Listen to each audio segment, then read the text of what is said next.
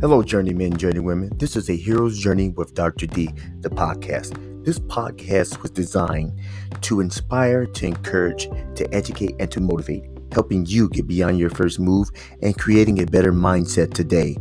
Now, for an entertaining video version of this episode, along with many more at my YouTube series, go to a hero's journey with drd.com. Now, let's begin.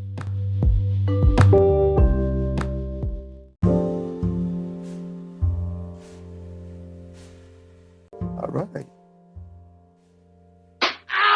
Oh, hurt myself. That's better. All right, cut this down a little bit because it's hurting my ears. If it hurt my ears, then I know I can't hear correctly. All right. Okay. All right. Okay. All right. Yeah, I like that. All right.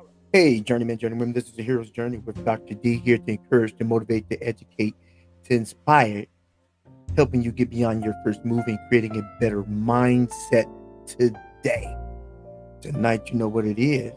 Or you know what it was. Tonight, we are mixing things up a little bit. Now, what I'm doing right now, I'm drinking some water. So if those wondering what I have in the cup, it's just agua. Now, but what are we doing right now? We're doing the preview. Not the recap, but the preview, the update, as well as the Q&A. Now, I just put what I'm going to start off with. I'm going to put the link for the Q&A section in the chat section right now, so you can go ahead and get time. What in the world? What just happened? Lord have mercy. I got something on the phone. All right, cut this thing off. All right. So what we're doing right now, I just put the link up in the chat section, so you all on the chat, just go ahead and take that and get on board on the Q&A section, so I can put you in the back room and bring you up to the surface. But what now we're doing now we're doing Q&A. We're doing a preview of my up and coming video. My up and coming video will be wait for it. All right. It will be think about your thinking. Think about your thinking. And pretty much I'm on the same wavelength of what we were talking about previously about your thoughts, thinking about negative, how to filter out your negative thoughts. And if you think about your thinking, then you'll be on your way of filtering out negative thoughts. If you all do not understand what I'm talking about with filtering out your negative thoughts, look at the video I did last week. Look at the video, look at the Q&A, and if you have any questions, go ahead and put after the video, put it in the comment section, and I will respond to your comment, and I will do other videos as well. Just put it in the comment section, share, what have you. But what we're doing is that I'm doing a preview, telling you what to expect, and would like for you to look out for the video that's up and coming. And if you don't, help me help you, so we can help others by clicking subscribe, share, and comment down. It helps the algorithm, and it helps improve my status, and gives other people, it helps me out. If you want to help me out, give me a like, share, subscribe, comment, all that good stuff. Just do that, because when you do that, you help me make it better tomorrow, today. That's my story. That's what I'm sticking with. But what we're doing tonight is about the topic, think about what you're thinking about. Now, this is the general. Now, my preview will kind of go into an update. And so it shouldn't be that long. So what happens is that I'm going to break it down. I already have the outline made up about the video of dealing with thinking about what you're thinking about, because the issue is that most of the time we don't set time to ourselves to evaluate our thought patterns. We don't evaluate what we're allowing to come in our eyes or allow to come in through our ears. We kind of take things for granted, and we don't think about what we're thinking about, meaning that we don't think about what we're thinking about as it relates to getting where we're trying to go. So how I'm going to try to outline the next video with, I'm going And if you have any suggestions, let me know. I can put that in the video as well. I'm going to start with your thinking pattern in general. I'm gonna start with your past, your current, and your future. Meaning, in general, when you talk about your thinking patterns, when it's related to your past, you talk about past situations. You're talking about past environments, and when you're thinking about those past situations and past environments, understand that every thought has emotion connected to it. And when you have emotion connected to that thought, you definitely have a feeling. Have you ever went to the store, smelled a certain perfume, and it triggered you back 10 years prior? Have you ever heard somebody's voice and it triggered you back to a situation that you had when you was young that may have been traumatic? Have you ever ate a piece of pie and it triggered you back to when you was at grandma's house when you were 6 years old and it was happier time? See, you have to understand, even if you have a trigger in your thoughts. It's not all the way always a trigger of the negative. It's a trigger of things in our past because we're moving forward. Now, I'm going to address things that are in our past, our thinking pattern, as it pulls us to things in our past to inspire us to go to things in our future. Or it may be things in our past may pull us back and hold us back from projecting to things in our future. If it holds it back from projecting to things in our future, then we can't get to the things, we can't get to the time frame, we can't get to a point where we're trying to create anything. See, the future is what you create it to be. It doesn't have to be what John, Joe, your mom, your dad, or even your preacher tells you that you need to be. It's based on what you decide that you want to be and what you push to be and how you push it. Because even a good book I read that said that the just shall live by faith. Faith is is the opposite of fear. But faith is the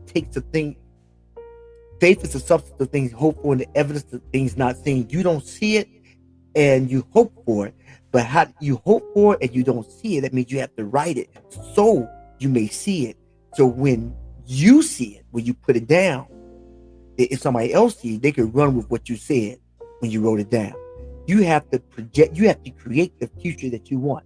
Now, if you do not create the future you want, then you're gonna get what you had. See, it's your life to live. How you determine to live it, it determines how you set your goals for your future. And that's what I'm going to address. I'm going to address setting your goals for your future to create the future that you design. Because if you do not design your future, I promise you, you have a lot of marketers who are going to design the type of car you're going to buy, the type of house you need to get, and the clothes you need to wear, and the type of makeup you need to put on. So whose life is it? Is it yours or is it theirs? So that's why it's very important that you develop a time to yourself to evaluate what is filtering through your head. Is it important? It is important because everybody has a purpose. But unless you evaluate what's going through your head, you'll never hear the purpose that you're designed to have. So which one is it? Is it the purpose you choose, or is it purpose the powers that be choose? It's your call because it's your life. And that's why we have free will to make a choice. All right. And that's what I will be discussing. I will be finding some areas in the brain that connects to helping you get to that point. Yeah, I will. So that's what that's my preview of the next video I'm going to do. And my update is, wait for it,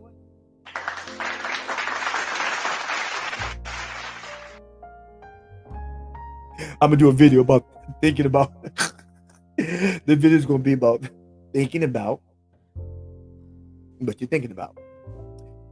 Hence the word preview. I gave you a synopsis of the video, and the update is the video will be out. And the update is also, I'm trying to change up the format to try to get more viewers and actually to try to get more impact to the subject matter that I am addressing. I am going to be doing a main uh, tremendous focus.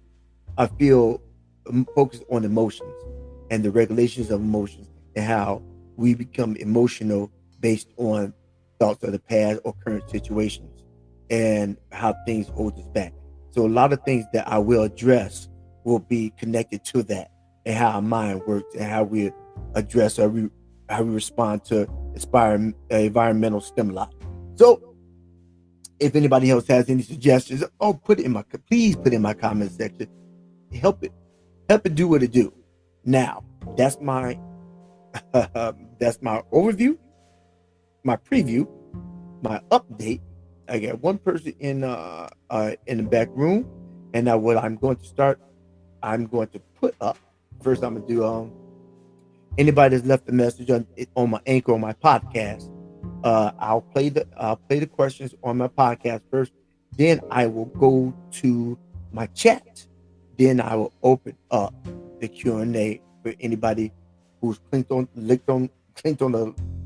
link, and then we'll start the Q&A. All right. Hold please. Now please let me know if I'm still working out kinks. I thought I had some kinks down. Tell me if you hear the music or not, because I didn't hear it earlier. So I know you don't hear nothing now, but I'm about to cut it back on. All right. In the chat, let me know if the music is playing.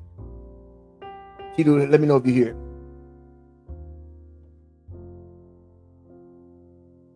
While I get this together.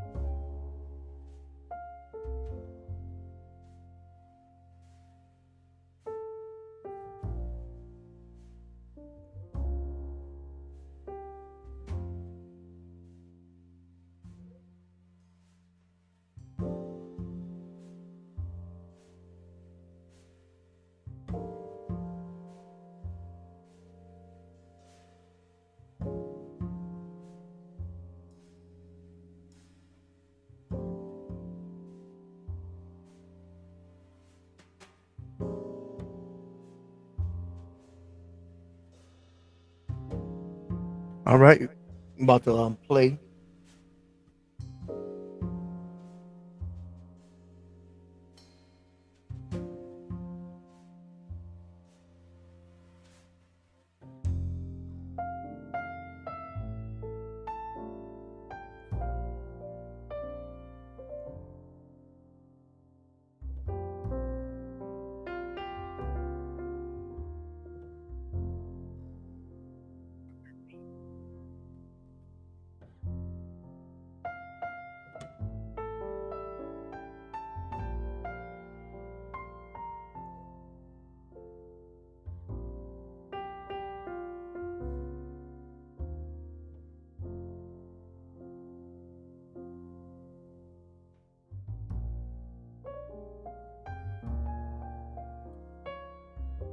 Give me a second.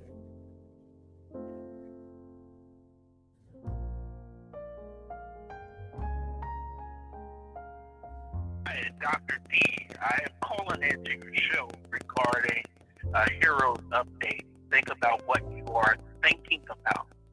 Where did you come up with the idea for this particular podcast or show, I should say? How did you come up with the idea to do this show? And what do you want us, the people who look at your update, to get out of this week's message? Answer that question for me.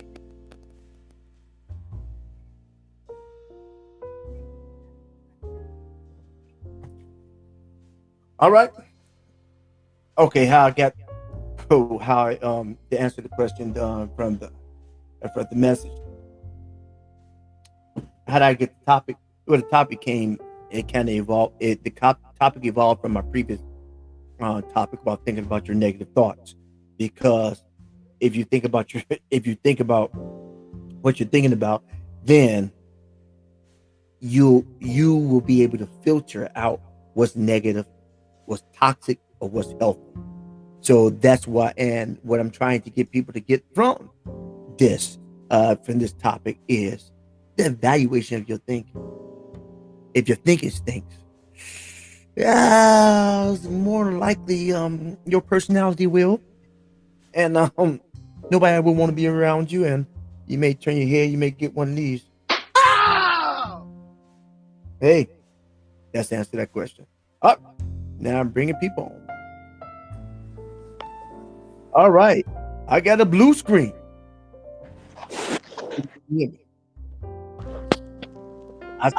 I see teeth. Alexa, turn the lights to white.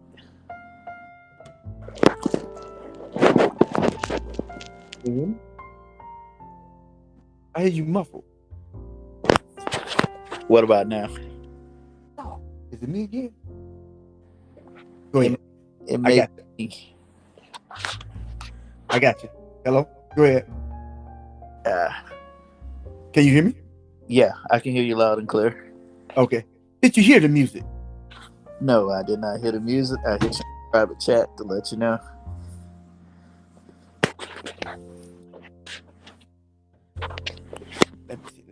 Let me see something. 1 second. Let me see something. Hear anything now? No. Nothing. All right. Another time. Another time.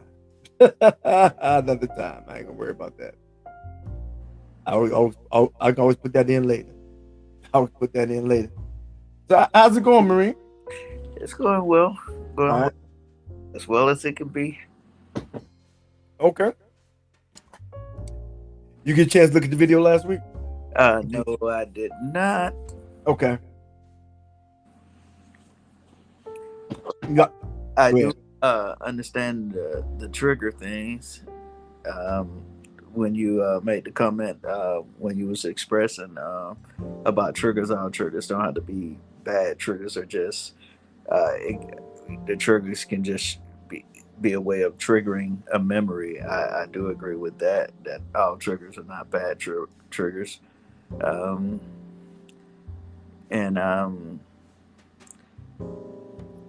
We just, I had to learn to deal with my triggers, the bad triggers of things, of how it can send me off. I had to learn to recognize them triggers, and as part of my therapy to get better. Mm-hmm. The more I recognized the triggers, and the more I got to really like study and analyze myself and did more research, the better I got. Well, the better I am. I'm not gonna say got, but the better I am, because I have to for myself.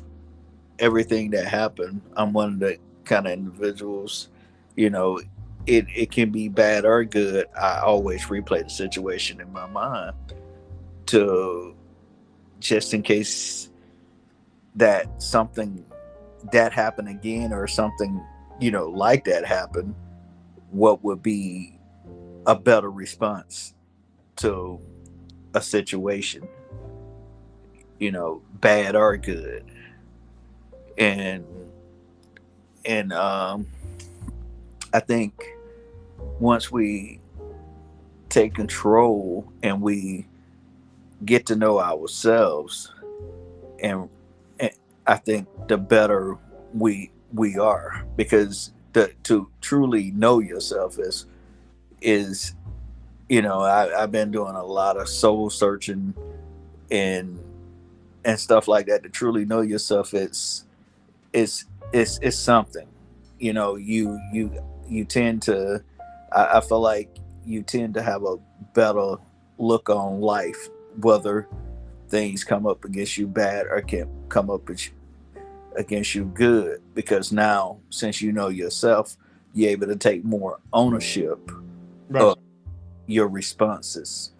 If I respond to something in a negative way, it may not have meant to be a negative thing, but I responded negative, and I have to, with me knowing myself, I can go back and be like, yo, maybe I should have did that differently, or maybe my response could have been different, and I can put myself in check, and by me putting myself in check,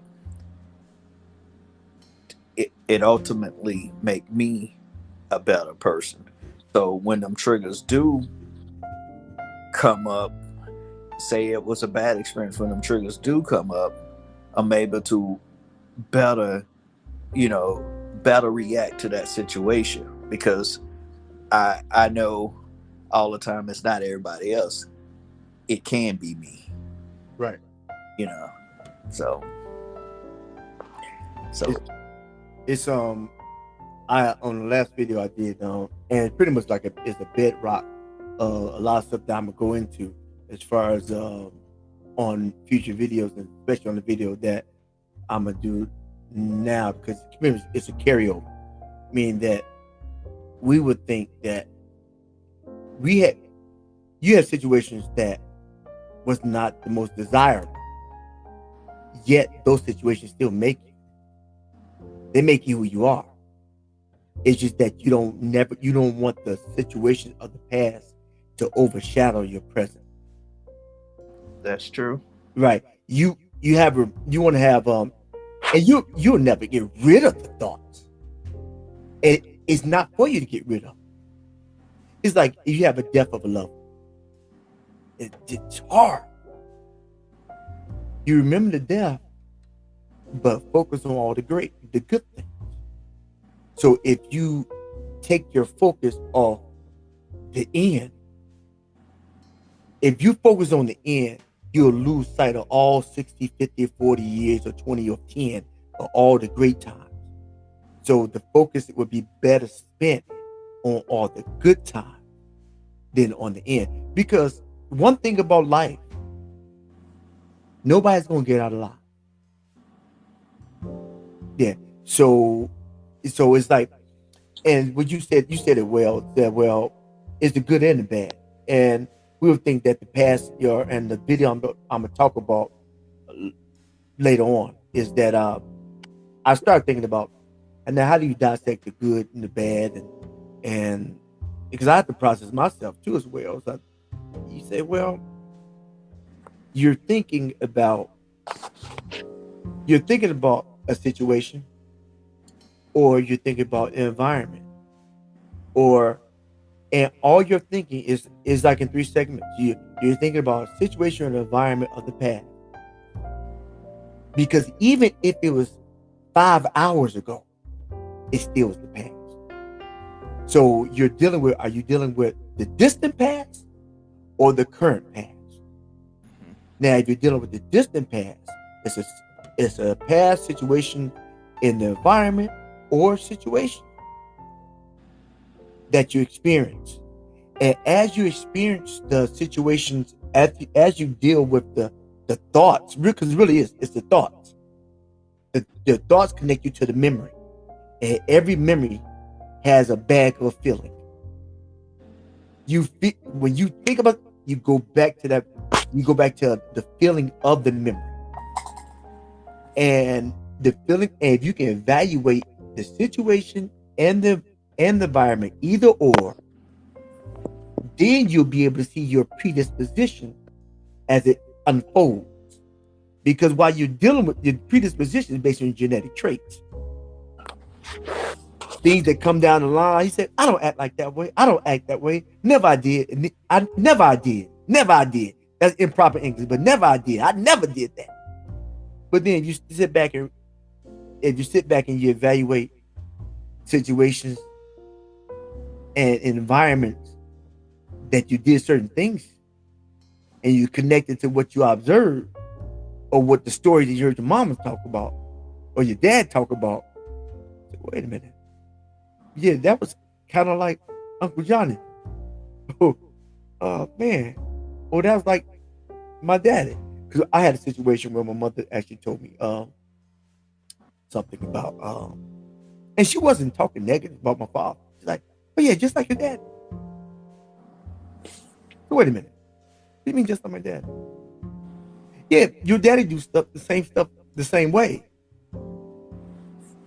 Now, on a different lens, I would, if it wasn't me, I would thought, man, that's not in the best light.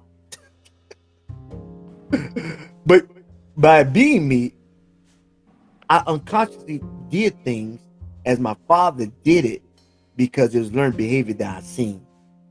My mother didn't necessarily see it as negative. She just saw it as the way it was.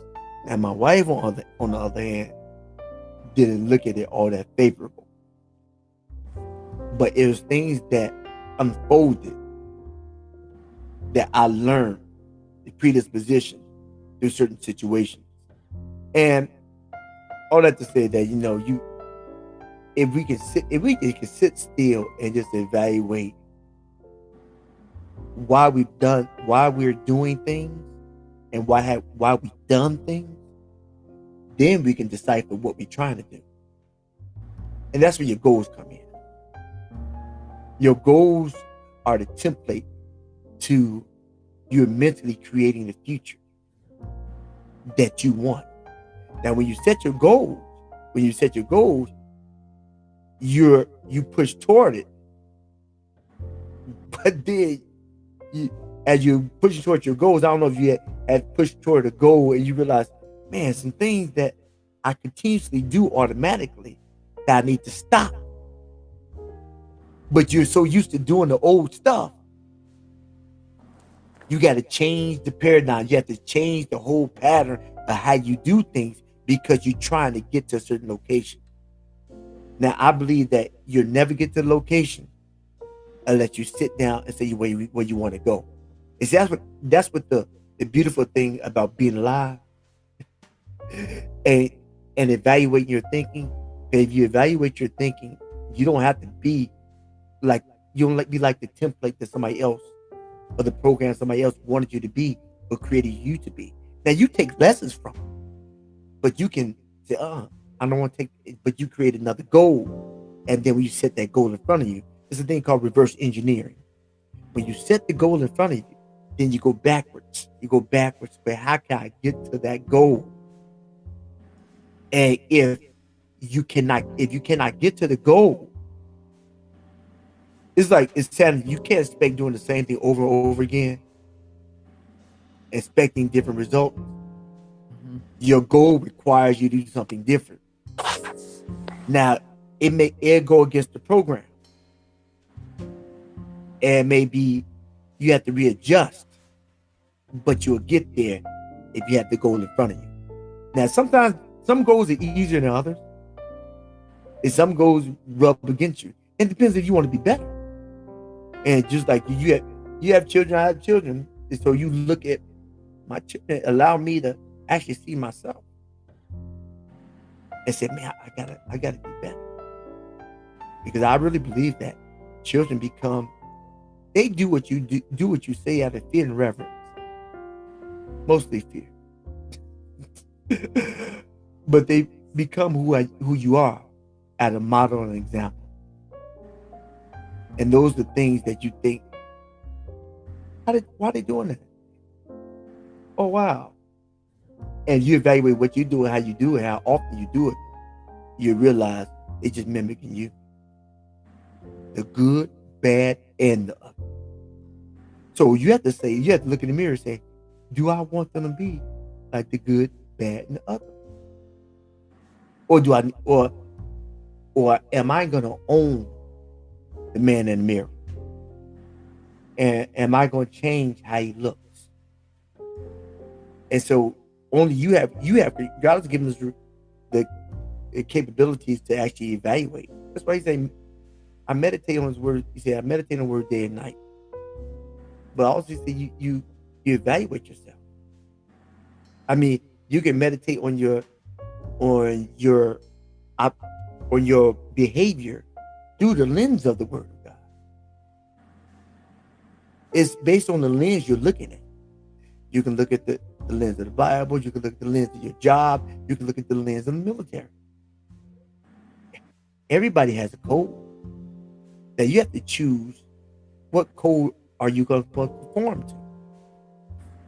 Are you going to be a leader, or are you just going to conform? Now you have to conform to people to a certain extent at work. You have to conform to military. You have to conform to certain. You have to. I had to did a video about math. You have to put on certain things to conform. But do you hide yourself, or do you hide the very essence of what only you can give? And that's the thing. That's the thing. Are we hiding what only we have to offer? And that's the purpose of thinking what you think about. Because a lot of times we ain't thinking about stuff that's not worth anything good.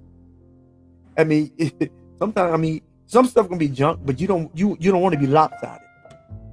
You want to be able to filter out. You want to retain about 60-70% of information that's healthy and that's going to build. That's going to help you build. You don't want to have 60-70% of junk, because what goes in gonna come out. Yeah, you can project that on somebody. If you're looking at and listening to it 18 hours a day, that's part of your fiber. I mean, if you looking at a whole bunch of gangster rap videos, that's why you show everybody your draw. But I still can't. I try. I'm trying to understand it. I'm really trying to understand it. I'm trying to understand that too. Yeah. I mean, we had the straight legs, because at the straight legs back in the day, we had straight, because that was the style. Because of Michael Jackson, we had, the straight legs. I used to sew my pants up straight legs, and even I had bell bottoms until that's when I was real young. Until I went on the city bus. I thought it was a nice bell bottom too. It's a nice one. Got on that bus, and you know what happened, right? Ring my bell, ring my bell, ring my bell, ring a ring a ring. Gonna say one of the pants leg got caught in the door as it was closing. Boy, I was on a city bus too. There's like they'll sing "Ring my bell." Now, before I got on the bus, you couldn't tell me nothing. I was like, I had a little design on the belt. I was about 9 years old though. I was in the 5th grade, 9 or 10 years old. But when they started singing that song, I realized that it wasn't in style anymore. But every generation has their fads, and their you have and nothing's new under the sun. Things come around. Yeah. But the only time I've seen your pants down, half down, is like in prison. Well, I'm definitely not a big fan of it. I think it's I think it's not a very desirable style. If and some of them take it to a whole new level when they're doing it, and they'll wear bigger shirts just to have their pants down on their knees, and you be like, and it's kind of like I don't get it. I don't get it at all. You cannot walk comfortably. You're constantly pulling up the waist of your pants to hold it in position. You can't if it was emergency, you need to run. You gonna trip over your own pants trying to egress.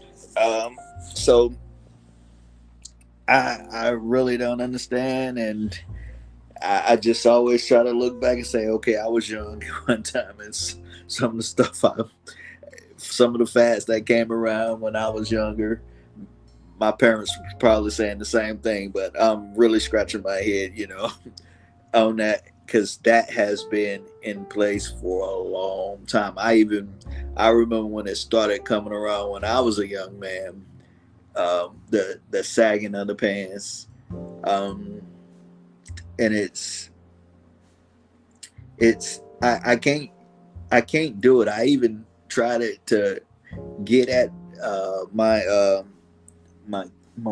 kids one time, and it was just too uncomfortable.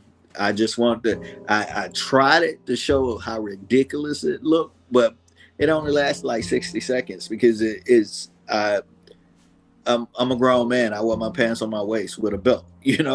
Right. It just wasn't a comfortable thing for me. So I cannot wrap my mind around it. But it's their thing. More power to them. It's their thing.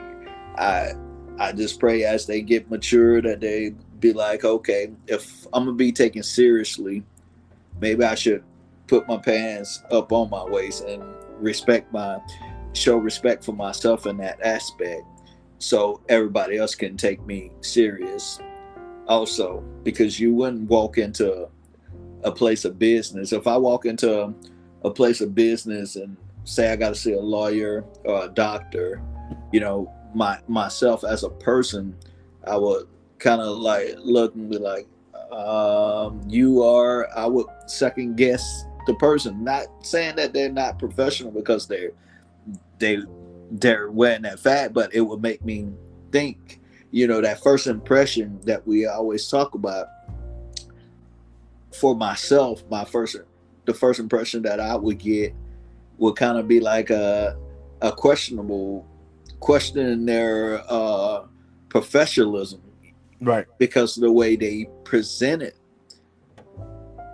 themselves doing official business or doing a transaction.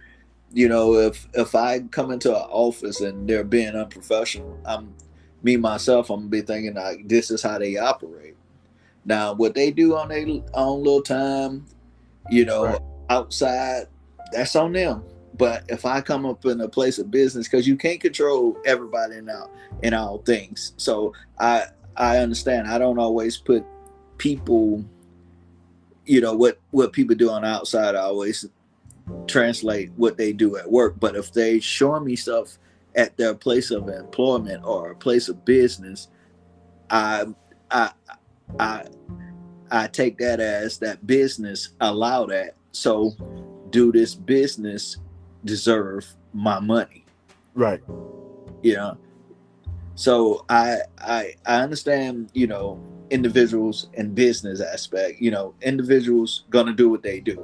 It's like us having kids. We can teach our kids the correct things, but what they do away from us, we can't control that. It's even, we can even I can even speak for myself. I know what kind of parents I have and had back in the day, but some things I decided to do anyway. Right. And my parents, it was not acceptable to my parents, but it's me, doing what I wanted to do, felt like what I wanted to do. Do you? Yeah, I was doing me. So that's why I say I understand, what an individual, I don't think, when a person is outside of business, I don't relate that person in that business. I relate what they're doing while they're in that business, while they're at work. Because if you allow that at work, if you allow your employees to run rogue, I feel like when it comes to what you need to take care of for me, you're going to let it run rogue and you won't think it's okay. That's the way I feel about it. It's like I don't want to name this restaurant. About a month or two ago, I was in Raleigh, North Carolina. And my oldest daughter and my wife bragged about this restaurant. Supposed to be nice restaurant. So while I was in Raleigh, I said, okay, we went. We sat. The service sucked. It really, really sucked. And when I called the manager, the manager first stopped. I had another waitress. Well, I put it like this: I had another waitress go get the manager, but when the manager was heading to my table, saw the waitress that was handling my table, pulled over and had a private conversation with him, and then he come and ask, and then he's defending the waitress, and I'm like, you didn't even hear what I had to say, but you just already came in defense. So once he came in defense before he even knew what I was about to say, it already told me that this is what he condoned as a leader, to that is okay, you know.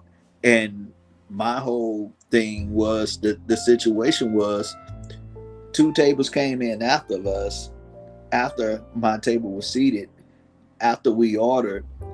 They had received their waiter had already took their orders, brought them their food, they ate and they got up, but we were still waiting on our entrees. And he came to the defense saying it was the kitchen, and trying to making up some other excuses for him. And I'm like, okay, as a person that customer service and your part of your income is you get your tips based on how you treat your customer, how you provide that service. I really felt like that if it was a problem with the kitchen, that whoever was waiting on our table should have came and said, hey, that kind of backed up in the kitchen, or hey, the order up in the kitchen, blah blah blah. Not sit there and ignore your table, because every time a person look up, you turn your head and you try to dart off and won't make eye contact. Other than doing that, you should have been like coming over and say, hey, it's a problem in the kitchen, or whatever the situation is. And people, usually if you keep people informed, they usually a little bit more calm about what's going on when you try to put them in darkness. So when he came to the table, it just X'd it out for me, because you didn't even hear what I had to say. You listen to your employee, and I understand you have to listen to your employees too. But as a person in customer service, I think you should have at least let the customer say it, or make their statement, or ask their questions. Then you can give a response. Even if you're gonna defend, at least listen to the questioner. Don't come with a defense before a question is asked, because now you're making yourself look like you're condoning the lousy service. That's a mark against you. That's a mark against the company that you represent. And it was, I guess you can relate that to trigger. Bad customer service, it triggered me that day. I didn't get outraged, but I did make up my mind that I would never go back to that restaurant again. Where did it take you?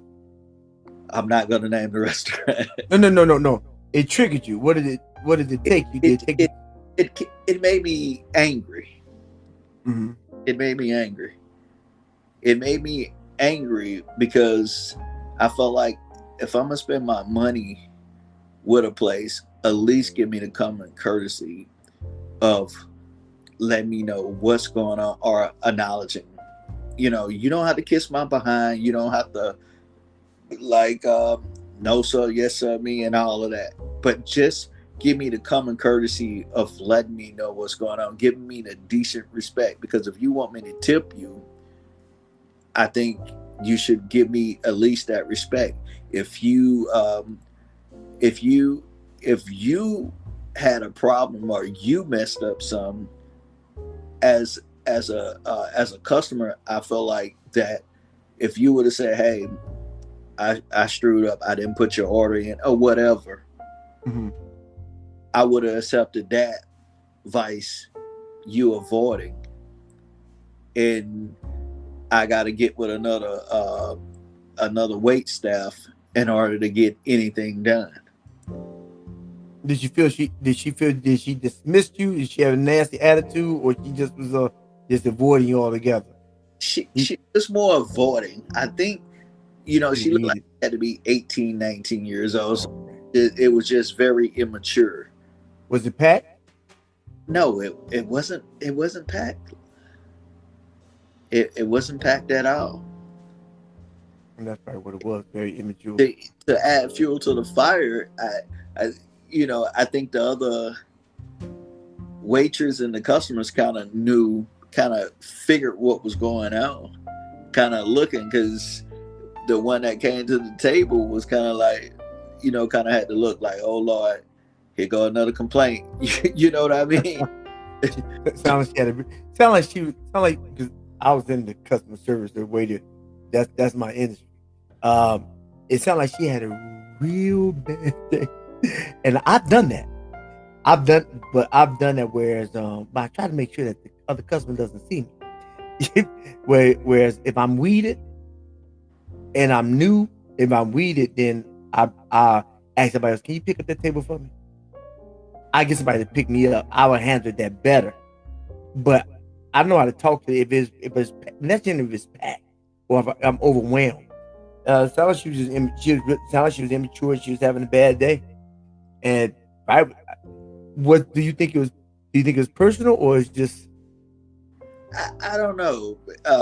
See, and I think something my daughter said to me kind of even tipped it off, because my daughter got up to use the restroom, and she said she walked in, the girl jumped because she was in the mirror twerking in the bathroom, and that just didn't make it no better. Who was?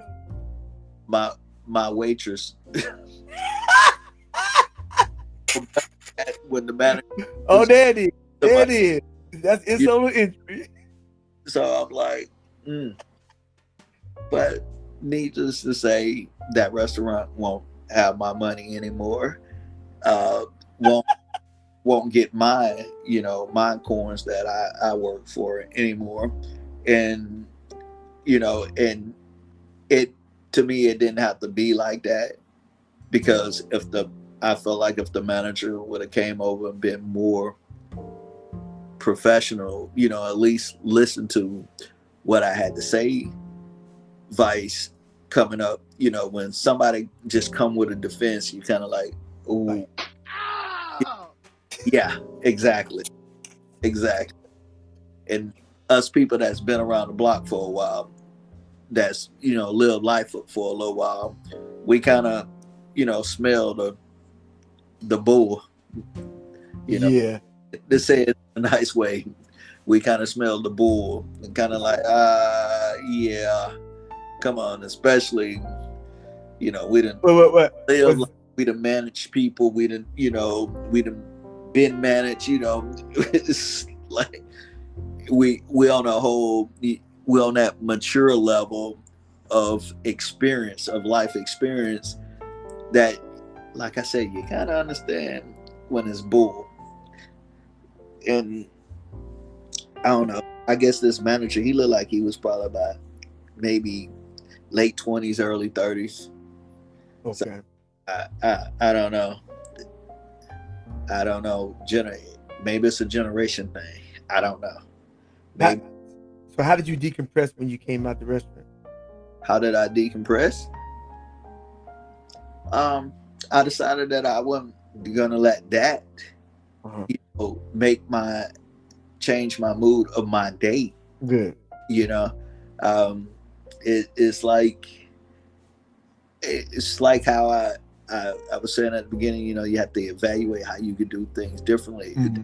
One thing that I could do differently, but it was one thing. The thing that I could do is not let that Right. my attitude for the day, because I could have been taking the attitude out on my family because of the experience that I just had. Right. Off on my wife and my oldest daughter because they bragged about the place. You know, like, oh, you brag about this place and this is what I get. You know. But was the food good? Well, like anything, if you have bad customer service, It usually messes up the experience. Yeah. messes up the taste for you. So I didn't even enjoy the food after that, truthfully. Actually, it's not a good idea if you upset. It's not a good idea to eat because it creates it actually makes the food toxic. Mm-hmm. And when you like eating and you are mad, no, you need to cool down. Yeah, it's not a good idea to eat when you're mad because it really does. It makes the food toxic. Yeah. So, yeah, but it was nasty to me. Okay. Case in point. Yeah.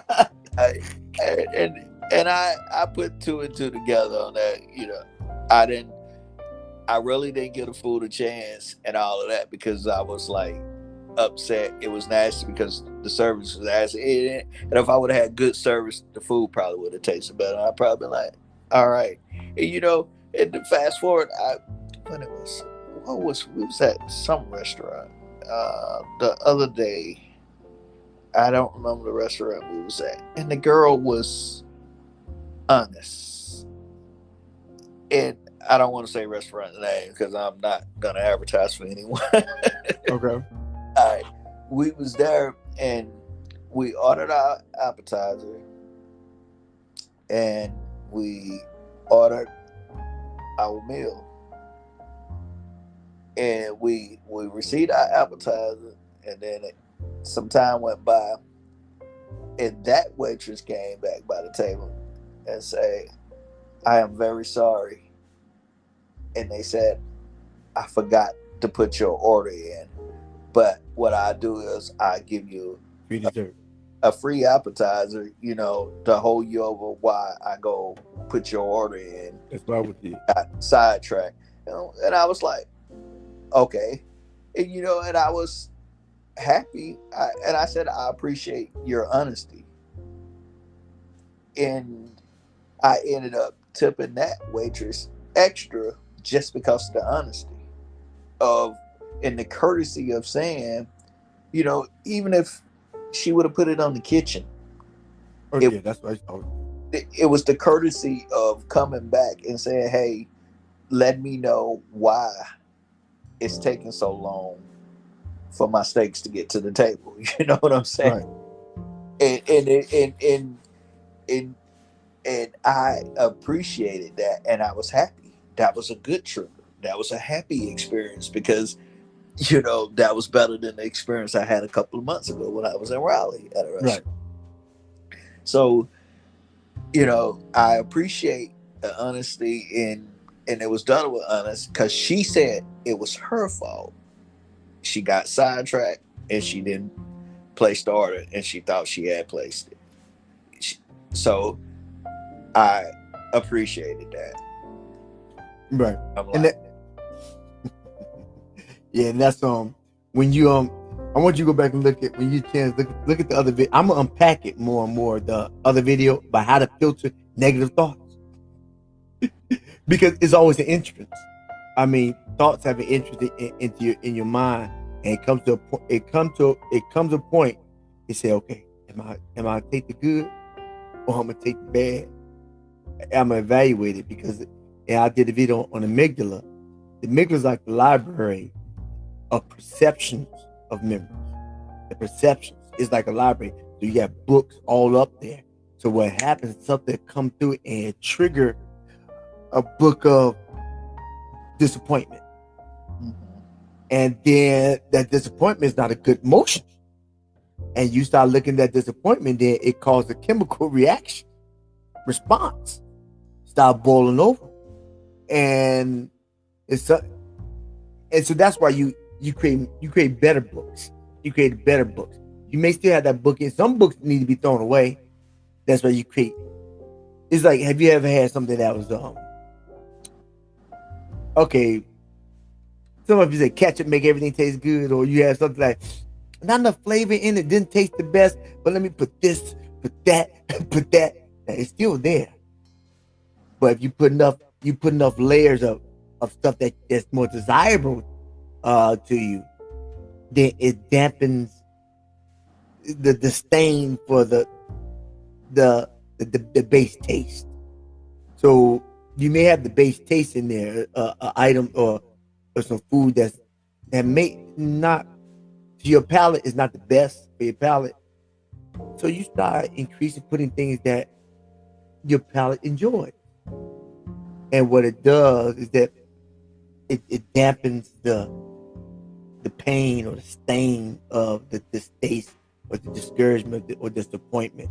And I think that's what we and that's one way to filter. That's a process of filtering, because you get to a point where things come in, you have to determine, what do I want to keep or what do I want to put away. What, in essence, what do I want to dwell on, or what do I want to cast away? Because even the scripture says, cast down every thought and every imagination that exalt itself against the knowledge of God. And we have to bring, so just saying you have to bring every thought unto the obedience of Christ. He said, well, no, I just read the Bible and happen. No. That book is giving you instruction that you got to do some work. Oh, yeah. I thought Jesus fixed it. I thought he paid it up. Yeah, he paid it all, but you ain't doing the work for the payment. You need to be a doer, not just a reader. If faith without works is dead being alone. I mean, so faith without works is dead. Mm-hmm. I believe. I'm getting evicted. I believe. All my stuff's out on the front porch. I believe. Why don't you go get some money? Why don't you believe, ask somebody for a loan? Why don't you ask your in-laws or somebody? Faith without work, you put your foot in your belief is amplified with your work. If you really believe, that means you walk into it. If you don't believe, then you sit there and just because even because if you look at remember the children of Israel was leaving they was leaving Egypt, and Pharaoh said, "We gonna get those jokers. We gonna be." First he said, y'all go ahead. Take them. Take that. Take the animal. Take the jewelry. Get out. So they get out. They get halfway across the water. They got the water. He said, wait a minute. He had epiphany. No, you go back and get them. Go back and get those jokers. Bring them back. So he was going to bring them back. So the children of Israel walking through. So Moses already, the Red Sea's already been split. So they running through there. Come on, Junebug. They just pull them. Everybody running. And then they get to the end. They get to the end and say, oh Lord, we're going to pray. Oh Lord, help us. Oh Lord. God told Moses, hey Mo, check this out. Tell those jokers to get their tail up and stop praying and move. Because I'll tell you, we be praying when there is no doubt of the previous word that we was given. But we pray in hopes that we had changed the word because it's difficult or because it seems impossible. But we know the word we heard. But if we pray, maybe it changed so I can feel better. It don't work that way. But even God told Moses, tell those jokers to get their tail up and stop praying and move. And so often In Christendom, people do a whole bunch of praying and nobody moves. They do a whole bunch of oh Lord sackcloth and yeah, they don't want to take they don't want to take they don't want to do the work. A lot of stuff happens in relationships.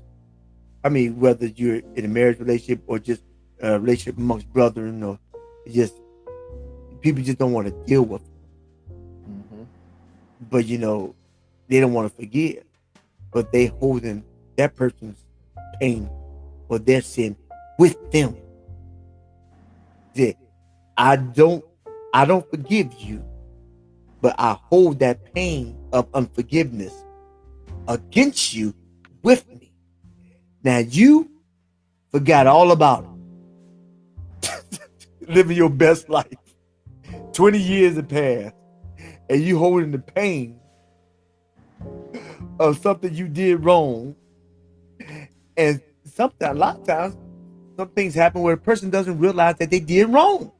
And it's like, you meet them, eventually the person gets delivered, and they say, okay, they see the person 20 years down the road and say, man, you know what you did 20 years ago? I know people this happened to. This happened. I said, what? Man, I know you was upset. Man, I wish you had told me. I ain't think nothing about it. So I had a brother like that he was upset at a cousin. And the cousin thought it was something wrong with him. Man, I like to ask for forgiveness, and the brother didn't think nothing about it because he got all about it. See, for 20 years, the cousin was holding something that he never needed to hold. But we hold things that we think we need to hold. It's easy, cast your cares on me. I care. But if you have an ought against your brother, you take it to him. Now, you take it to him, you give it to him, let it go. You did what you're supposed to do. Now, if he chooses not to let it go, it's on him. But you let it go. And but it's we all have to do work. We all have to do work because we have people that's following us. And not only do we have people following us, you want to live the best life that you're supposed to live. Do you want to live a life half empty or half full? It all looks the same from different perspectives. But the goal is how you want to live it. I'm gonna live life to the fullest. I can only correct me, and that's what I'm working on is me, because it all starts with me. That's been my focus lately. Everything starts with me, whether it's bad or good. It starts with me. If it's I have to take accountability for my portion of whatever situation, and if I'm wrong in the situation, I have to be held accountable. I have to hold myself accountable. And if I owe an apology, I have to give that apology. And then once I give that apology for my wrong, it's done. It's off of me. I've been released. It's if the person accept my apology or not, I did my portion. I apologize, especially if it's a sincere apology. I have did my portion. It's not going to correct my wrong, but I did acknowledge, and I have repented for it. Right. And so I can move forward, and that's all I can do. It might kind of sound selfish, but it's all about me and correcting who I am. I can't correct anybody else. I can only correct myself. It's like what you said about the kids. Your kids, you can tell them, but they emulate what they're showed. Right. So I can only, correct myself and go forward, and hopefully the fruit of my correction, that in the seeds that's been planted from that, blossom, and that's what is remembered. Not the negative, or not the negative memory but the good memory, like, hey, at least the person was big enough to admit their wrong or their fault in the situation, vice, letting pride stand in the way and th- or thinking that you know my way is always the best way or the only way. You have to, you know, I I really think correction always start with self. Right. I agree. And that's the actually that's probably that's the most difficult because you gotta humble yourself to yourself. Yeah, you gotta humble yourself. I'm this. I'm this. Yeah, yeah. Yeah, humble yourself to yourself. And when you can evaluate what you do and the effects of what you do, that's when you have the family. I remember one time before I asked my best friend told me he said, ask three people that you know that is not going to shoot you air, hot air. Ask them, what do people say about you? What's people's opinion of you? And if you get three of the same perspectives, then you need to adjust. And if they're negative, especially if they're negative, Mm-hmm. because it's a certain type of energy that you're pulling. And so he said, it's something that you're doing that's attracting that type of perception. Now, the thing is, a lot of stuff we do and we're not conscious of it. We do it unconsciously. And it was stuff that I wasn't conscious of. Like I just was being me, Yeah. but wasn't conscious of the me that I was being. Yeah. Yeah, well, I wasn't conscious of me of being me. I was being based on what I saw, what I learned, or what I neglected. But when I became more conscious of how I was being perceived or how I was interacting, I said, "Oh, wait a minute, wait a minute. Okay, that's what I was giving off." There's some stuff I just didn't care. People gonna think what they gonna think, and I kind of figured some people thought what they was gonna think. But some stuff like, oh, I never thought about that. Yeah. Yeah, something I never thought about that. I needed honesty. And one of my close friends, they just tell me the truth. I don't need to be appeased. I don't need to be appeased. It doesn't make me get better. I was like, oh yeah, brother, yeah. Oh, Everybody talking about me. Everybody talking about me. He's like, why didn't you tell me? Well, I didn't want to hurt your feelings, but you hurt me more by lying to me. yeah. Yeah. That's exactly where I'm at. I'm like, just be honest. I can handle the truth because I can take corrected action. If it's a truthful thing, I can take corrected action on that. But how do you correct a lie? What are you fixing? Yeah. I mean, Yeah, I mean, he's like, well, I did everything. Well, I just didn't tell you. Why did you just tell me the truth? I did everything you asked me to do, right? That's what you told me. Yeah, I just left something out. um, How can you work with that? You can't work with that if you leave out all the facts because I don't want to hurt you. We made from thicker things. I mean, we men we can take it. And if you can't, you need to evaluate your man card. yeah. Especially you got a family, then you by yourself. Yeah, you probably gonna be by yourself. You got to. You have to evaluate yourself. You got to be vulnerable as well as strong. It's a balance. It's a balanced card. It's a balanced card. All right, Tito. This was a good one. Nah, you can put a Kango on me. I'll be LL. But Samuel Jackson hook up cuss words there. No snakes on this play. Just takes on this play. That's a terrible movie, but if that makes money. All right, let me get off this. So I guess I go eat something.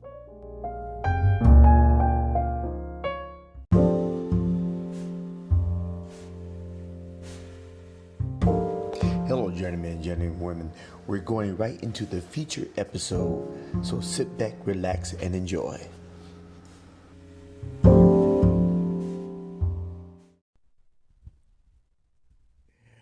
Are you often befuddled about what's going on around you and how you get in certain moods, or how you just go off on a tandem, or why certain things make you feel good? Well, today at Hero's Journey with Dr. D, we're going to talk about think about what you're thinking about. And I'm going to explain it in your past, your present, as well as your future. So sit back. And if you are listening to the podcast, please consider subscribing and being a monthly contributor. Okay, thinking about what we are thinking about. It sounds like a novel idea, even a good one. But is it actually happening? Do we ever take time to just pull to ourselves and just to process what's actually going through our mind? Well, in 3 areas I will explain. I will start with your past, your present, and then your future. Because your present and your past roll together. They roll together in a lot of individuals because a lot of people are actually still living in their past. To your past sets signals and signs, and it comes to the forefront of your mind when things are triggered, when your senses are brought alive. Because what happens is that your past is just the indicator of what you've been through, but it doesn't have to be a highlight reel of what you're expecting to experience, unless you choose it to be the highlight reel. Often individuals take too much time living in their past and never experiencing the pleasures of their present while creating a future of the dream. What I mean is that you often have people say, where did the time go? I don't know what time. I was 5 or 15 yesterday, but now I'm 25.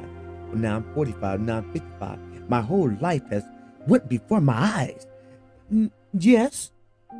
See, the only consistent thing is time. Time keeps moving when you don't. See, it's often wondered why in my present state I'm always in turmoil, in a certain state of mind where I don't feel like I can accomplish anything. A lot of times we don't feel like we can accomplish anything is because we're stuck in the program of yesteryear. What Mama Jean gave us, what Uncle Ben told us, what the kids in the playground said when you was 5, 6, 7, and 8 years old, or the traumatic experience that you went through at a young age. See, it's all about your environment or your situations. Your present is built from the environment that you grew up in, the situations that you experienced, and your predisposition, which comes from genetic traits. Either one of these can override the other. But if your predisposition has your genetic trait is jacked, so to speak, or you can adjust that. You can change the environment or change the situation within time. But you have to make a willful choice. You have to make a decision. But how often are we 45, 50 years old still thinking about the injustices that were done to us as 8 years old, and we're never outliving it because we never learned how to forgive the past and to look forward to a new future, not the old past. What happens, people spend most time pulling their past to their present, creating a future that looks just like their past, pulling their past from behind them, putting it in front of them, and trying to create a future different from the past. But you can't create a future different from your past if you're reliving your past by doing the same things over and over again. Einstein said that's the definition of insanity. Expecting things to be different, doing things over and over again, expecting a new rising. Is almost as I'm putting 20 cents, I'm giving 20 cents, expecting $1.50. Not because I'm investing stocks, Is I'm investing only 20 and 30% of my energies, or I'm giving my optimum. But it's not your optimum if it's only 30% because you're saving the rest. What are you saving the rest for? Are you in or are you out? It's a choice. You have to make a conscious decision. Determine in your mind which way you're going to go. Now, I'm not saying it's easy. I'm not saying that it comes automatically to people. I'm saying that when you get knocked down, get back up. Try again. Try again. See, the benefit of waking up every morning and moving forward is that you have an opportunity to make a better day than your yesterday. But can you make a better day than your yesterday? See, what happens is that your present state is the culmination of what happened and built, what happened prior, that built up momentum to where you are now. But you can't stay there. And you can't dwell. I'm not saying the effects of the past don't hurt you, but you have to be able to make new memories, make new experiences to cover up the past. Acknowledge the past, but don't let the past dictate your future. You dictate your future. But you say, Dr. D, so how do you dictate your future? Now I state there's three things. I believe that your present, I believe your past. A lot of times your past, a lot of people live in their past. Now, good and bad. You know, they live in gloom and doom, the abuse, PTSD, and from that, they get the attributes of unforgiveness, and they never move forward. Unforgiveness, bitterness, anger, rage, and they never move forward because they don't know how to trust. And they believe everybody's going to be like that person. So therefore, they have a wall up. But then you have another past, which is of joy and triumph. Now, I believe you need to take tools, or you take notes from the past that actually have brought you success. And you use the tools that brought you success. But don't bask in the past of success for the rest of your life, because that's old success. Don't you want new success? Success and happiness is indicative of progress. So how do you create your future? You create your future by giving yourself goals. You put your goals in front of you. You reverse engineer it to get there.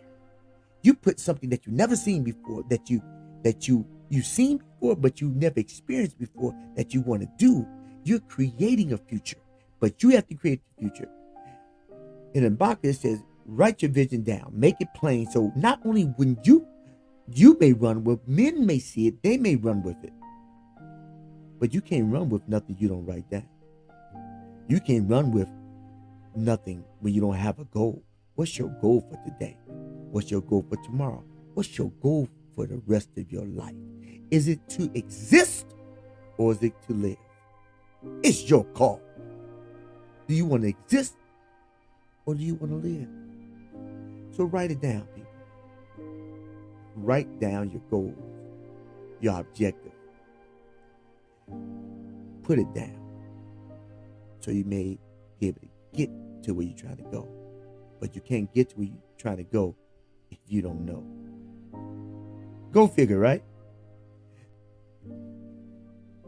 And when you're thinking about what you're thinking about, make it your goal, your optimal goal, to stand at the doorways of the gates of your mind. The reason why our thinking in our present state is toxic is because we allow everybody and anything to enter into the gateways of our mind. It becomes our past. But how long are you going to live in a cycle where you take what people are dumping in your mind, or your ear gates and your eye gates, and it's becoming your truth because it was their agenda? It's becoming your truth, but it was their agenda because they were programming you to believe what they wanted you to believe, because they knew they can do it, because we do not take time to think about what we're thinking about, to think about what we're allowing to come in, to think about what we're listening to, because our thoughts are a summation from what we are receiving, and generally they become who we are. So don't you want to be the man or the woman of your dreams in here? Because as a man thinks, so is he. But what are you thinking about? Stand at the gates of your mind and don't allow Uncle Pookie to call you every day about 3 o'clock and dump a whole bunch of stuff so that using you as a receptacle, a junkyard, a dumpster to dump all that mess on, and then you left feeling bad. Don't let Aunt Bernice always call you and complain. Because you got to filter that stuff out.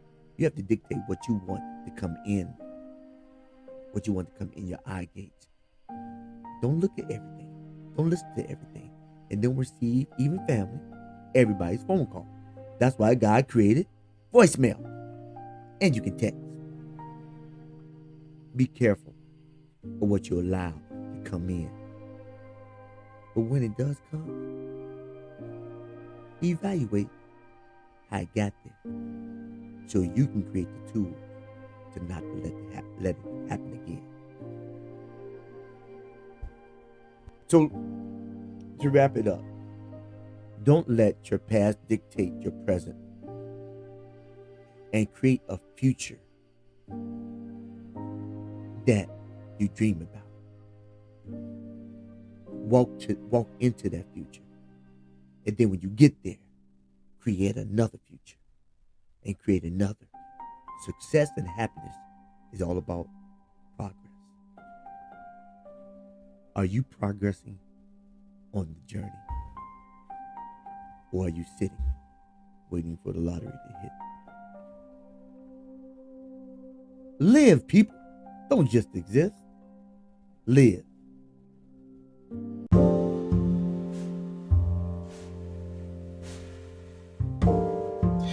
Hello, journeymen, journeywomen. You have just heard the first part of this podcast. Now you're about to slide into the recap, the update, and the Q&A portion of the podcast. So sit back and enjoy. All right, but tonight, you know what it is? You know what it is. Tonight is. It's not the recap. It's not the preview. It's the recap, y'all. Hi, for those who are clicking in on the first time, this is a Hero's Journey with Dr. D, here to encourage, to inspire, to motivate, and educate, helping you get beyond your first move and creating a better mindset today. If you find any value in this content, go ahead. Help me help you so we can help others by giving us a review, subscribing to the content, and being a monthly contributor. And by doing this, you collectively grow and climb with me as we try to make a better tomorrow today. Tonight, you know what it is? You know what it is. Tonight is. It's not the recap. It's not the preview. It's the recap, y'all. It's a recap. It's a recap, the update, as well as the Q&A. What I am doing, I'm doing a recap of the current video. The current video that I did that is called Think About What You're Thinking. Good. Think about what you're thinking. So let's get into it. So if you're thinking about the video I did, let's talk about thinking about what you're thinking about. Kind of carries over from how to deal with negative thoughts. It's come to my understanding that a lot of individuals really don't think about what they're thinking about at all. They allow things to come in, and actually they supplant your own thought processes, and usually we live around the program. And unfortunately, the program is not the program that we created. It's the program that's been engineered by our caregivers. Some with good intent and some with malicious intent. And then Some care, and then some have been raised with great intent, but the media and society within itself has taken over the role of the new program. It comes a time in your life where you realize that you leave your parents' house and you actually learn. You learn the good. You eat the meat and you spit out the bones, especially if you get teeth. You eat the meat and you spit out the bones, and then you assess. Your cognitive skills should be on point to a certain extent, and then you assess and you research for your own. I read in this good book, my favorite book of all time. It says you need to study show yourself approved unto God, so you can be a workman, need not be ashamed, and rightly divide the word of truth. Because if you don't divide the word of truth, I promise you, somebody else will divide the words and submit it to you as a truth. But it could be fake news because you haven't studied. And you know, half the people don't want to study, they don't want to read, they don't want to learn for themselves. They want to get everything fed to them without much effort at all. So therefore, you are privy to all the information that's coming in. And this time, like no other, we have no excuse not to know unless we just can't read. But then unless we can't hear. Because even if you can't read, you can get an audiobook. Or not only audiobook, you can get a scan and it can read for you. So we have more access to information than any other culture or generation that the world has ever known. So I implore everybody to study for yourself and get the information so you can prepare yourself to the best version of yourself. So what I talked about generally is I talked about the present, past, and the future. We often live in a state of present. We live in our present right now. Right now I'm in my present. 5 seconds ago was my past. So I perpetually go further and further into a future. But the question is the future that we create, or is the future that we're programmed to submit to? So the present that we're in, for the most part, a lot of people are reliving it again and again. Hear me when I say, I'm not talking about anything metaphysical. I'm just saying that we actually do things so automatic. If you went back and did a review of your life, you'll look at, man, I did the exact same thing that week, and that week.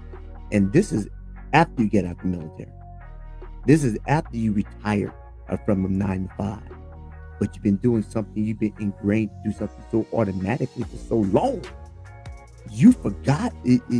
You kind of lost yourself in the identity of the culture. Whether it's the company, whether it's the military, whether even the relationship. But it's what you make it.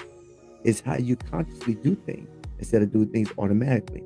If you go back into your childhood, understand that repetition is how we are ingrained to learn things so we can automatically do it. That's why when you have to play ball, what's the reason why you go to practice? A person goes to basketball practice, football practice, tennis, whatever. It's so they can practice. They can, so muscle memory. So you can automatically do things. After a while, when your muscle and your body has done things so long, then it becomes an automatic reaction. When you've done so many drills, it becomes an automatic reaction. So you don't have to put as much. You have to put.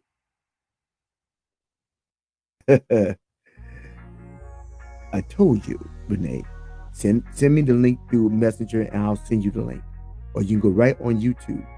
I had somebody send me a message. Go right on YouTube, and you can pop up, and you can comment in my chat section, and you probably can come on as well. Okay? Go to Hero's Journey with Dr. D. Oh, he can't hear me unless he's on. But let me finish this train of thought. If a lot of things are automatic, all the things are automatic because we're trained to do things automatic. And if you really think about it, are we really trained for our benefit, or are we trained for the people that we're working for, or the authority that we're submitting to? And let me see, either. Yeah, so you're trained for something like that. You're trained for things automatically. And research has shown that by the age of 35, we're already conditioned to do something in an automatic fashion. That means you start to work in an unconscious pattern of things that you've been trained to do for 35 years, and then things become automatic. You get to go to work, you exercise, do such and such, you cook, or that everything's automatic. But I challenge everybody to go against the automatic, especially if it's the automatic that you don't like, or you find yourself doing it over and over again and wondering, where's my life went? It's a shame that your life would go in an automatic fashion to something that you don't want to do anymore. You want to train your brain, you want to train your body to do things that you don't have to put much conscious effort into. But you want to make sure it's for you and for your purpose and for your goal. So when I say that you're present, you live in your present, but a lot of times people are living their present, they're living their past in their present now. They're living their past over and over again, creating a future in their present state that looks a lot like their past. Even in my video, I talked about we generally think that well, if it's bad, then we shouldn't do it. And that's correct. If it's bad, we shouldn't do it because it causes responses that are not beneficial to our health, our livelihood, physical or emotional. Now, also, it's not just the bad stuff, even the good stuff, because sometimes you can relish in you can bask in the conquest of your youth or 20 years ago, and you can stay there and never make something for your future. And I said that some people stay in their past, in their present, creating a future that looks just like their past, instead of taking time writing goals of a future that they want. See, I believe you can create the future that you want, but it has to be on you. You have to want it. You have to consciously take an effort. It's a discipline factor. You have to keep on doing it before it becomes automatic. You have to tell your body, tell your spirit, tell your soul that, hey, we're doing this based on what you want. I believe God writes on imagination for everybody so we can create the future, because so He can plant a purpose within our minds so we can create it before it happens. And then when we create it, we walk into it. We reverse engineer. We see it, then we become it. We see it, and then we in our head, and then we backwards. Then we become it. So that's what I talk about. So I encourage everybody else to, if you have not seen the video, go back to the video and look at the video. Give me comments. Put comments and then share the information. So I think it's good information, and that's my wrap up. My wrap up. Now my update will be, I probably will continue this information.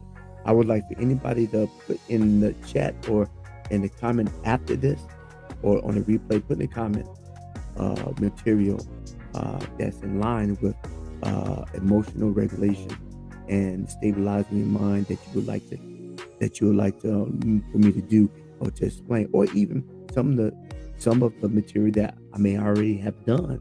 Maybe you'd like for me to break it down a little bit more. I'm not against that. I just need the interaction within. You put the interaction within the comment section. It helps out the channel. It helps the algorithm. It reaches out. It shows its activity there. So that's why I say, just share, comment, give me thumbs up. Even after the live, you give me thumbs up in the chat right now, but you give me thumbs up after the live when you review this, and it helps the algorithm. It helps me reach out, so I can help. So you help me help you, so we can help others. So my update is on the line of stabilization of emotional well-being, and still trying to figure out the exact title, but I'll keep you posted. That's my update. Now I will put up first I'm looking to see if I have any I'm gonna have to see if I have any audio chats. Now I'll play on air, and then I'll go to the chat line, and then If anybody needs, then the people who already have the link, go ahead and put yourself into the and put you in the back room, and then I'll open up the Q&A, and then we have discussion. But I have individuals just try and get on. So let's see what's going on with this. So I can get them on. Okay, I sent you a message on Instagram. I told him to send me a message on Facebook. We live everybody else's future. We live everybody else's plan. You know, you work a job, they give you a program. You do the program. And if you do it long enough, it becomes automatic. So they don't really have to supervise you anymore because you've already been programmed. Like if you was a computer programmer, or if you was like UPS driver, or you know, it's automatic things you do automatically because you've been doing so long. They're on you. They're on you at first because they're trying to make sure that you get their program. And once you get their program, same as elementary school, high school, college, they give you homework. The repetition gets so it can get stuck in your subconscious. So if it's in your unconscious, then you're not consciously thinking about it anymore. You automatic, your mind and body work together, so your body automatically moves stuff that you don't have to put that much energy. Same reason why people do multitask. People multitask like stuff that doesn't matter because they don't have to think that much about it. Yeah, you don't have to be conscious to do stuff that's automatic. Like you know your routes when you do Uber or Lyft, it's just automatic. Something's automatic. I'm going such and such. Okay, you don't have to look at MapQuest or Google. Some place you know exactly where to go now. And sometimes you drive that location and you ain't got nobody in the car. You say, oh snap, I ain't going there. It's like you stuck in the past, reliving the past in the present. Have you ever? I've done that before. You drove somewhere and said, oh snap, today ain't Saturday, today ain't Monday. But it's so the routine is so engineered in me, so I just did it. And I've been doing it so long, so I didn't even have to think about it. Get up, brush your teeth, go to the bathroom, eat something, go outside, get in the car and drive. Automatic. Oh, and a perfect example is paper route. Maybe the paper route, after you gave me paper route, after a while, I can go in and be half asleep. Monday, Tuesday, flip.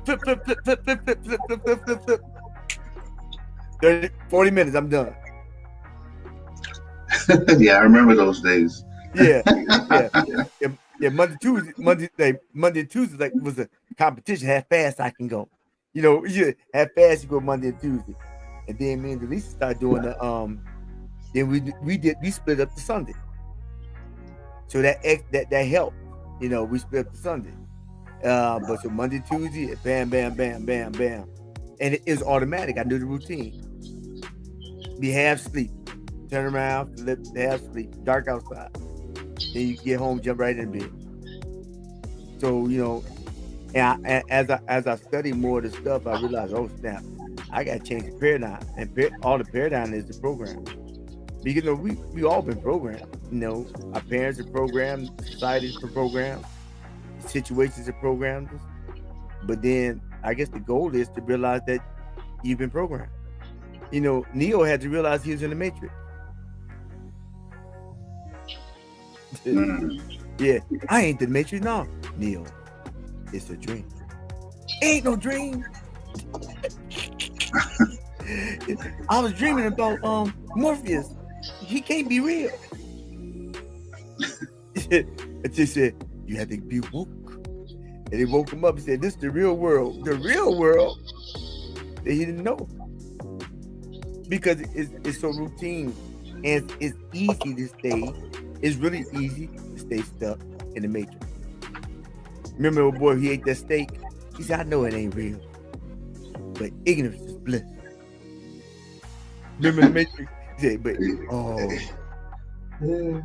said, but ignorance is bliss. I mean, and I think me included, we all do it. And unless you actually stay on top of it, before you know, you said it. I think who said this? Bishop Jake said this.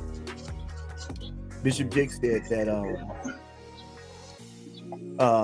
he said when he gets stuck in a rut, what he does, he rocks in a chair and he sits and he imagines he's 89 years old. And then he reflects on his life. And what kept him is like he thinks about what have I done with my life at 89 years old. I don't want to have he pretty much didn't want to have regret. So when he gets stuck, he don't want to have regret, so he keep on moving. He said that jumps him out because time keeps moving. That gets him out of it because he said I rock in a chair, I go back and forth and start imagining I was 89 years old and talk to my grandkids, and I don't have any stories to tell. What a boring existence. Well, that was T.D. Jakes. Yeah. He said boring existence, but he said that's what he did. That's what he does when he, earlier, he think about not doing something, or not going for something. He's like, okay. He sit in a chair, he rocks, and he starts thinking about what would he said, oh man, what did I do?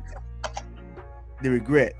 I took my first video I just said, it was called No Regret. It's like, if not now, then when? If not me, then who? I'm tripping. Need to do something. Time ain't waiting for me. It's still moving. So I think the only person you only become really successful if you're okay with failing a lot. So if you're okay with failing a lot, yeah. Oh, well, I have a lot of success coming my way. That's right. If you're not afraid to fail, then you're not afraid to learn. If you're not afraid to fail, you're not afraid to learn. But when you're afraid to fail, then you won't ever do anything. I ain't gonna do that. No, I don't know. No. Netflix marathon on tonight. I stay home. I mean, that makes sense. And you think about it. The person you don't do stuff because I may mess up, or I may not get it, or I may fail. But remember sometimes when you did something, you may not have been the best in it, but you said, "Sure, I did it. I did it." Because now you see, I think that the worst thing about doing something you're not good in is that you got great stories to tell. Because you tried it. Then you tried it out. Because you did it. You're like, well, if I coulda, woulda, shoulda. Oh man, but I think the thing would get me, if I coulda, woulda, shoulda. But doggone, I didn't even try. I said, oh man, that's regret. Now, if I did all I could do and could do no more, and just didn't cut it, that was my thing. However, but you do learn something in that thing. Like when I played football at A&T, I tried out. It was like 300. I may be exaggerating, but there's a lot of people that came out, and he didn't cut nobody. But he straight weeded you out though by running. He weeded you. Oh, he weeded you out. So it's like 125 left. he ran you. But I prepared that summer though. I had a list of what to do, and it was the heat wave then. It's like I was running at 12 midnight because it was 101 degrees in Chicago. And it was 95. It's 95 at midnight. It just didn't have no sun. Wow. And still, when we got to practice, I about died. But I was in shape though. I was in shape, but I will never have. I thought about quitting too. I thought I quit. My best friend said, "Man, don't quit." And the coaches asked me to come in the office. Then they let me go because they look at the money.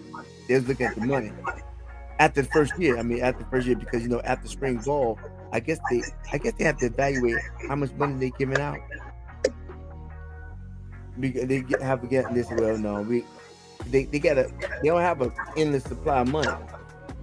They said, no, we ain't giving this to him. They said, we gotta let me go. But then about a month later, Coach Hayes at Cornell hit me up in the I was walking across. They asked me to come back. Chicago, we need running back. Man, I want to come back. But at that time, when you were playing football, you didn't really have a life. You went to practice, you went to games. I mean, this is 7 days a week. And on Sundays you had film. Even if you didn't play, you had film. Then Monday, Tuesday, Wednesday, Thursday, Friday, there's a whole season like that. And you just thank God when you didn't. It's a away game and you didn't have to go. You know why, right? Because you had some time off or something, or yeah, but you had a weekend. Yeah. What time they leave it? Thursday night. All right. I had a weekend. Yeah, they went. You really don't have a weekend. You don't have during football season. It really was a job. I mean, unless it's still a job. It was still a job.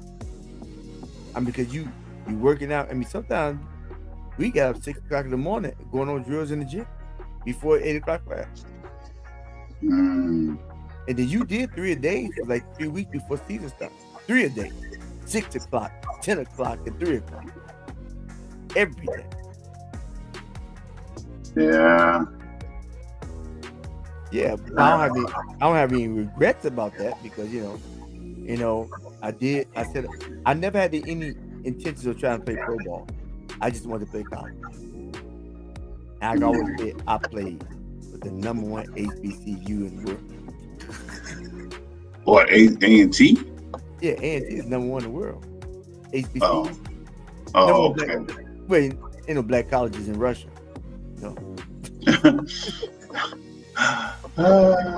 Yeah, but I do kind of regret the time. I have to get over it. I do somewhat regret the time that I spent trying to play football because I look back at it like that. I don't think that was my thing. I should have stuck to the fighting. That was more my thing. Because you already had groundwork. Yeah, I started studying martial arts when I was 15. That was more, I think, my gift, my area. I diverted into football, for other reasons, I guess. But looking back at it, I think that the time would have been better served. I just kind of stuck to what was more, me in a sense. Yeah, but how long did you do the football though? I tried. Yeah. I don't know, like 10 years or something. Couldn't you did both? Huh? Couldn't you did both? Maybe not.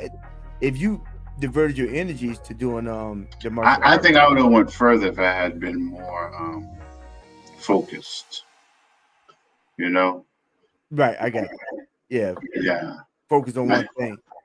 Yeah, and that was, like I said, the martial arts was always more my thing than football. Football was like more like I don't know what the word is. It was more like just something I gained an interest in, but I never like really. In other words, if I was ever going to do anything in a major way, it would have been more the fighting because that was just more me. I've been interested in martial arts since I was 11 years old, back in the foster home. Actually, it was more like 6 years old.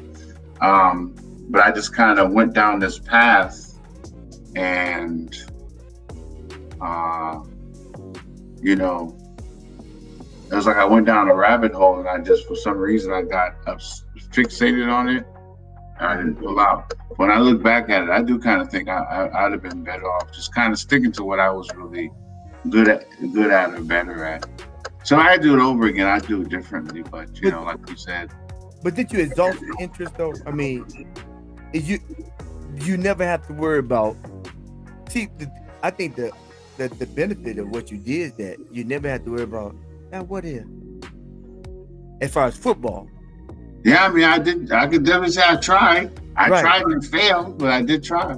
Right, but but it's a lifespan on that. But martial arts, you still can do martial arts. Yeah, that's true, and I still want to study. My sensei would always say, you know, you study true martial arts, you're gonna study it until you probably the rest of your life, which I can see doing, yeah. But just looking back at it, yeah, sometimes I'm like, yeah, I can kind of see where I might have. You may probably cut it off like 5-6 years, but I think I shouldn't have done it at all. Okay. I just think it was a rabbit hole that I went down. Like you, didn't you play in Pop Warner or high school or? I played in high school. I played my junior and senior year. I never played in Pop Warner. I didn't play football until high school. And if I played, and the biggest learning curve. I mean, I was like very it's the learning curve. I focused on my body, but lots of I didn't know. If I had for one more year, just to learn like the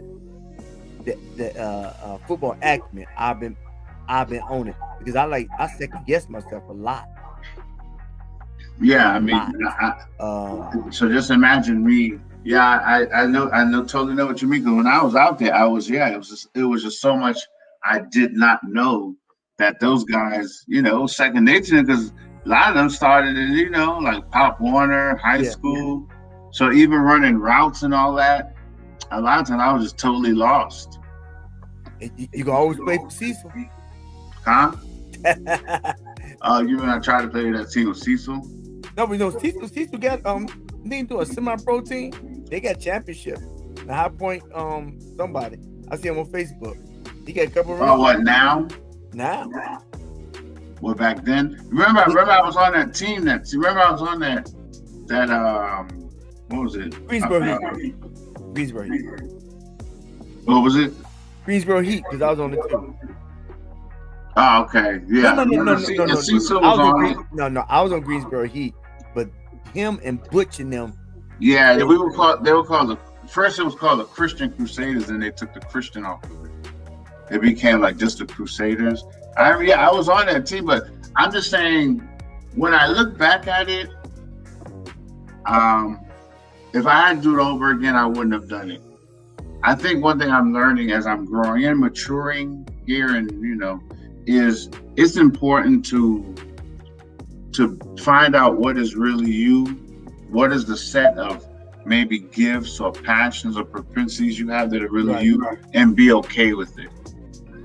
You know, that's the journey. I would be I'd be 100 times better fighter than I would be a football player, because it just, you know, I like you said, the learning curve, you know, but because martial arts has just always been more me.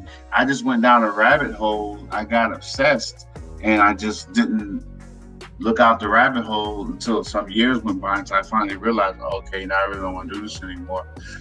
So, yeah, I do regret it sometimes, but I guess, like you said, you never.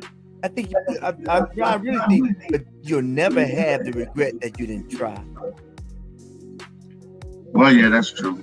Because you like, because what happened that you start saying, man, I should have. Man, I wonder what it been like. Well, yeah. At least now I know I tried and failed. Right. At least now I have no doubt. I definitely know I tried and failed. Right. And so you never like I could have. I was trying to get back on the team after I was out of school. I could get back on.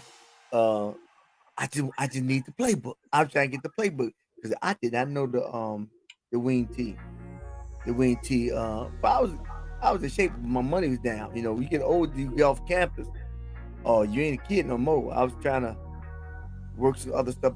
My dad, after a while, my eligibility was gone. but it's still cool. I played a little at the Greensboro Heat, and that was all right. And really, what you miss is the camaraderie. Yeah, I think actually that may have been what pulled me into football. Because as a martial artist for so long, you almost like monastic in a lot of ways. It's not always that way, but sometimes it's very individual. It's you training, it's you by yourself. I think what pulled me into football was it was the camaraderie, being part of a team or like a family. And some dojos are like that.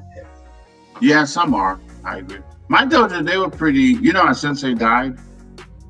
Oh, he died. He died last year. You go to the funeral? No, I didn't. I think he died of COVID. I'm not sure. Really? Yeah, one of the other students told me, sent me a message on Facebook. Well, he just posted a message on Facebook saying, that he had passed away. I don't think his music. I mean, how many dans was it? Oh man, he was master ranked. Yeah, I don't think his that's like above. After 8th degree, you become a master. Wow. Huh? Yeah, he had surpassed 8th degree black belt, so he was like a master rank. But so yeah, that dojo, it actually was somewhat. I don't know. I'm not even sure what got on. Something just got on me where I just wanted to play football. So anyway, I said all that to say, yeah. So, but I tried and failed. So maybe you're right in one way. That at least I know. I'm not like, well, maybe I would have considered. But looking back at it though, if I had to do it over, yeah. If I had put all that energy and effort into the martial arts, I probably could have done something substantial.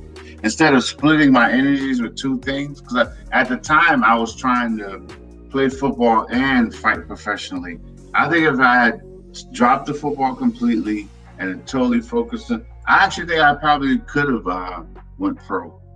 You talk about MMA? Yeah, that boxing, kickboxing. I could have done MMA actually. Well, what? I remember I went to your fight. Yeah, I remember you went to one. You went to your first fight at my one amateur boxing fight. Yeah, sure did. I remember that. Yeah, you were there at my one amateur boxing fight. I remember that. Yeah, took a picture with him. Huh? You took a picture with the guy that beat you down. Yeah, I remember that, man. I ran out of gas, man. I remember that. I was a better fighter than that guy. I just ran out of gas. And fighting, once you run out of gas, that's pretty much it. It's over there. But after that, after the football stint, you could have just, and I guess you did.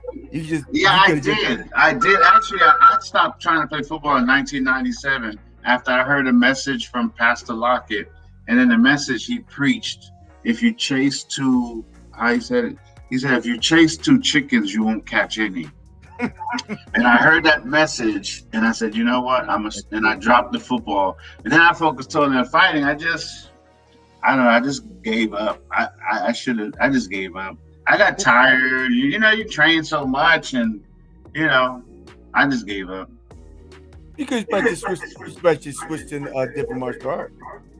But you got tired though, so that wasn't a thing. There was so much going on in my, personal. I don't know. Why did I? Yeah, I didn't enjoy it. Right, like the camaraderie. If you had more of like a team, was the camaraderie? Yeah, the camaraderie. The funny thing about martial arts too, I've come to realize, because I had started a martial arts school here in Georgia for a year or two. And I realized something. What I've always really, truly enjoyed about martial arts is the training. I actually didn't enjoy teaching it. Okay. I enjoy being taught and maybe helping someone teach. I enjoy the training. Right. I didn't really enjoy, and then I went to graduate school, so I couldn't really give give the school really the type of time and attention that I needed to make it work. You need a partner. Yeah, that might have helped. Yeah, somebody. So, like you said, lesson learned. So now I'm trying to just, Do I think, do the best of what I have left. yeah, I think everything is part of the journey. Everything's part of the journey. It's like you can look back and say, I would have, could have, should have, but then how does that benefit you? Yeah, Sometimes, you're right. But sometimes it's so hard not to do that. But I agree with you. and that's point of the video. The video is that I said that in your present state, we can't go to our future because we're so busy reliving our past in our mind, and we relive our and we bring our past to our current state, and it kind of taints us from moving forward, and we end up reliving our past. It may be just different area, different relationship, different location, but it's still the same thing. And you don't do things because of the trauma or the regrets or the bad experience of your past. But I think on the flip side is that a person can get stagnant in their present state as well when they think about all the great things they did in their past. Yeah. Man, Yeah, remember the time I did such and such? Remember the guy talk? Remember I got that touchdown? They 85. Yeah, Yeah, that's every time true. they talk about all their accolades in high school, but that's all they have to talk about because they didn't take any time in creating a future. They still living in they're basking in, and you can pull stuff from at to give you encouragement, inspiration, but I don't think you need to live in the past, whether it's negative or positive, because the past is the past. Now, the goal, I say, and I'm working on this now. The goals are when you write down your goals, when you put it in front of you, you're creating something. You have to sit down and process and think about you're creating something. And when you create something, when you put a goal down in front of you, then you put it in your vision. There's a part of your brain called reticular activating system. The reticular activating system, it clicks on when you focus, and stuff starts to draw into that focus. But you're reverse engineering, so you're seeing where you're trying to go, and you pretty much walking yourself back. And while you focus on that, all your energies are going toward that direction in your future. And if it's because you've never been there before, so it's focused on that because that's your focus. Remember, okay, I don't know. I told you the example. The example of reticular activating system, how it works is that, remember you got your car, then your new car, your truck. Uh-huh. Did you do research to get it? I want this, I want this, I want that, and you want the truck. Did you want that truck? Was that your focus? No, it wasn't. It was a gift. Oh, okay. Forget that one. What about the other car? That's a blessing. But what about the car you bought? The one before, Yeah. I would probably You actually search for, you studied, or you look for a good cost or whatever. Yeah, when I went to CarMax and bought that Ford Focus here. Okay. After you get that Ford, yeah, I remember Focus. After you get the Focus, how many times did you see that Focus on the street? All the time. Right. Before you got the Focus, how many times did you see it? I didn't really notice it much. Yeah. But that doesn't mean it wasn't there. It means that your focus opened up your peripheral, and it only does that to protect us. Just think if the reticularly activated system was open up all the time, you'd drive yourself crazy. Because if you're focused on everything all the time, it's like, you'd be like Cyclops when you take the glasses off. You can't take it. You burn up everything. It's too much. Right. But when you focus on something, it opens you up to everything pertaining to that goal.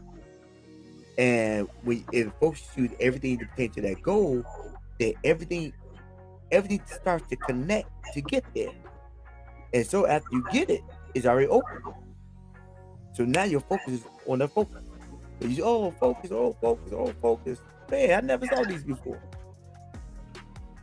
So that's the same way in creating a future. We think about like vehicles or outfits or certain things, like certain just small things. But how often do we think about the big stuff? Just big stuff. Just put it down. Just stuff they said, man, this God got to do this thing. God got to do this thing, but you put it there. And then as you put it there, you start studying and focusing, and everything starts to streamline toward that location. Now the goal is never focus on the how, only the what and why. If you focus on, even the cast your cares on him because he cares. And but also in Habakkuk it says, write the vision down, make it plain, so men may see it and they may run with it. But the thing is, you got to write it down. Because you don't write it down, it'd be 2022, then 2024, because you will always have something to do. Like I got a printer that I was gonna give me another laser printer. Because I had my bubble jet for a long time, but it's just blessed its heart. It's not doing what it needs to do anymore. Okay? I'm gonna have to send it to hospital. So, but I should have got the laser print a while back, because when I had it, I kind of broke the one. The cartridge cost like $40. Man, but the laser print will last a long time. The black laser jet. But I didn't place that in priority. I just placed priority. And my point is that I may say right now I'm gonna do something, but if I don't write it down and have just write it down as far as a list of something that needs to be done, it won't get done. And because it's really not a top priority. It's a priority, but not a top priority. So it goes to, if it's something that you want to be done, I think it makes sense to put it down. This is the Hero's Journey with Dr. D.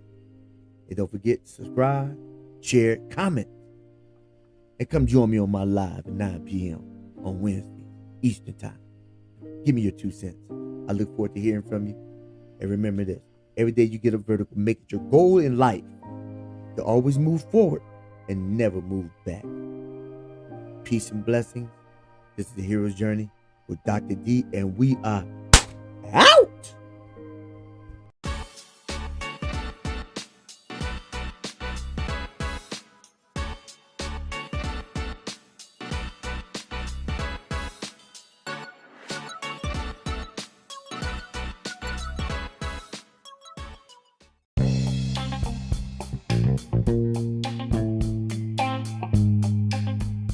If you have enjoyed this episode, be sure to subscribe so you can be notified when a new episode is posted, so you can rave and review about this episode with your friends.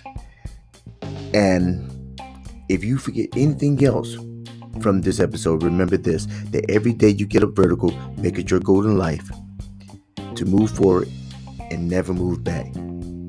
This is the Hero's Journey with Dr. D. Peace and blessings, and we're out.